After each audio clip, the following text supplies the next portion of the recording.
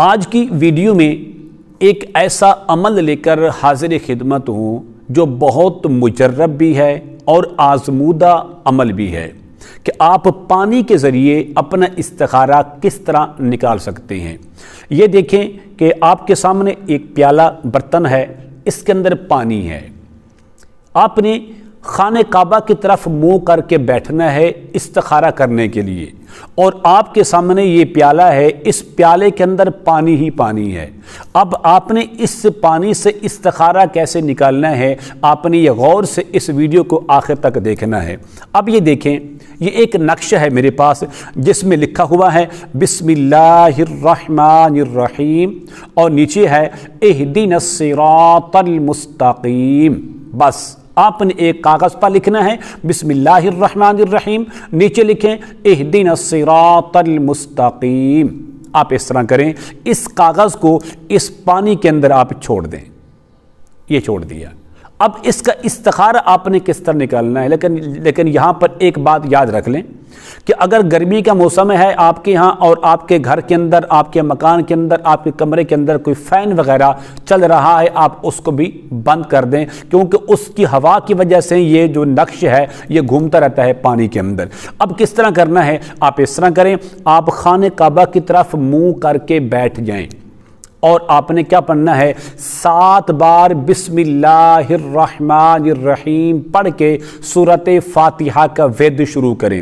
بسم اللہ الرحمن الرحیم، بسم اللہ الرحمن الرحیم، بسم اللہ الرحمن الرحیم، بسم اللہ الرحمن الرحیم، بسم اللہ الرحمن الرحیم، بسم اللہ الرحمن الرحیم، بسم اللہ الرحمن الرحیم پڑھ کے آپ نے کیا پڑھنا ہے، الحمدللہ رب العالمین الرحمن الرحیم مالک یوم الدین ایاک نعبد و ایاک نستعین۔ آپ نے اس سورت کو چند بار، 3 بار پڑھیں گے، 5 بار پڑھیں، 7 بار پڑھیں۔ جیسے آپ پڑھتے جائیں گے یہ جو نقش پانی کے اندر موجود ہے یہ اپنی سمت تبدیل کر دے گا۔ اب آپ کے سامنے 4 سمتیں ہیں۔ اب یہ جو نقش ہے یہ پانی کے اندر موجود ہے۔ آپ نے جب اس کے اندر بسم اللہ الرحمن الرحیم پڑھ کے 7 بار آپ نے کیا پڑھا، الحمدللہ رب العالمین پڑھا۔ اب یہ جو نقش ہے یہ کہاں گھومے گا، یہ درمیان کے اندر اس کو چھوڑا ہم نے، کیونکہ پانی ہل رہا ہے جس کی وجہ سے یہ بھی آگے پیچھے جا رہا ہے۔ اس کو آپ نے سینٹر میں چھوڑ کر کیا پڑھنا ہے، بسم اللہ الرحمن الرحیم الحمدللہ رب العالمین پڑھیں۔ اس کو 3 بار پڑھیں گے، 5 بار پڑھیں گے یا 7 بار پڑھیں گے۔ اب دیکھنا ہے کہ یہ اس کنارے میں لگے گا یا اس کنارے میں جا کے لگے گا، یا اس کنارے میں یا اس کنارے پر۔ اب کیا ہوگا، اگر یہ آپ کے دائیں جانب، جو کہ آپ کا دائیں جانب ہے جنوب، اس کی جانب اگر یہ نقش جا کے لگتا ہے تو اس کے اندر استخارہ یہی ہے کہ آپ کا کام بہت اچھا ہونے والا ہے، آپ کے کام کی کامیابی کی بشارت ہے، یہ کام کر لیں، آپ کے لیے بہتر ہوگا۔ نمبر 2، اگر یہ نقش خانہ کعبہ کی طرف آتا ہے، یعنی کہ یہ دیکھیں یہ رخ ہے خانہ کعبے کا، اگر اس طرف یہ نقش آ کے کنارے کو لگتا ہے تو اس کے اندر کامیابی تو ہے، مگر پھر بھی آپ کو صبر سے کام لینا پڑے گا۔ اس میں کوشش، محنت زیادہ ہو سکتی ہے، آپ کا کام ہو جائے گا، لیکن انکار نہیں ہے، کامیابی ہے۔ اگر یہی نقش آپ کے بائیں جانب جا کے لگتا ہے تو اس کا مطلب بالکل واضح ہے کہ آپ جس کام کے لیے استخارہ کر رہے ہیں وہ استخارہ غلط ہے، آپ کا کام کے لیے اس کے اندر بہتری نہیں ہے بلکہ اس کے اندر نقصان ہی نقصان ہے۔